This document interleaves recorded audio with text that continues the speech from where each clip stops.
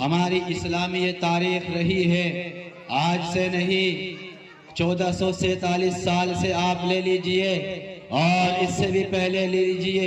ہماری اسلام کی تاریخ رہی ہے اور ہمارے رب کا قانون رہا،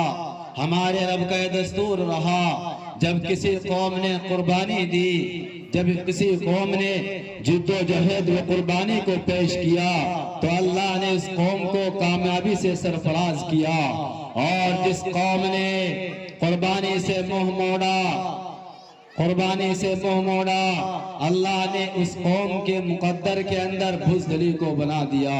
اس قوم کو بزدل بنا دیا، وہ قوم بزدل کا شکار ہو گئی۔ آپ لے لیجئے حضرت ابراہیم علیہ السلام، انہوں نے وقت کے بادشاہ انا ربکم الاعلی کا دعویٰ کرنے والے نمرود کا مقابلہ کیا، پھر ان کو آگ میں ڈالا گیا، قربانی دی، میرے رب نے اعلان کر دیا قلنا یا نار کونی بردا وسلاما علی ابراہیم، میرے رب کے یہاں قربانی والوں کی قدر ہے، اے آگ تو حضرت ابراہیم علیہ السلام پر ٹھنڈی ہو جا۔ یہ چلتا رہا۔ آپ صحابہ کی زندگی کو دیکھیے، صحابہ نے اسلام کے لیے،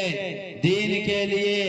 اللہ کے پیغمبر صلی اللہ علیہ وسلم کی دین کی محنت کے لیے ایسی قربانی دی، ایسی جد و جہد کی، ایسی کوشش کی کہ ان کے وقت میں یہ اسلام کی نعمت بحر اٹلانٹک تک پہنچ چکی تھی۔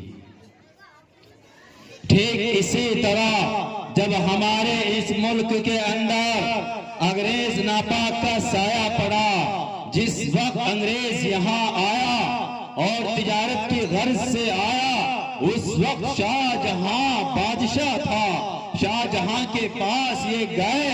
انہوں نے شاہ جہاں سے اجازت چاہی کہ ہم یہاں آپ کے ملک میں تجارت کی غرض سے آئے ہیں، تجارت کے مراکز قائم کرنا چاہتے ہیں، ہماری غرض صرف اور صرف تجارت ہے، تجارت کی غرض سے آئے، شاہ جہاں کے دور میں آئے، شاہ جہاں کے بعد شاہ جہانی کا دور آیا، شاہ جہانی نے ان کو مزید سہولیات دی اور مزید سہولیات دیتی چلی گئی۔ پھر شاہ جہانی کے دور کے بعد حضرت اورنگزیب رحمت اللہ علیہ کا دور آیا، وہ بادشاہ بنے، حضرت اورنگزیب رحمت اللہ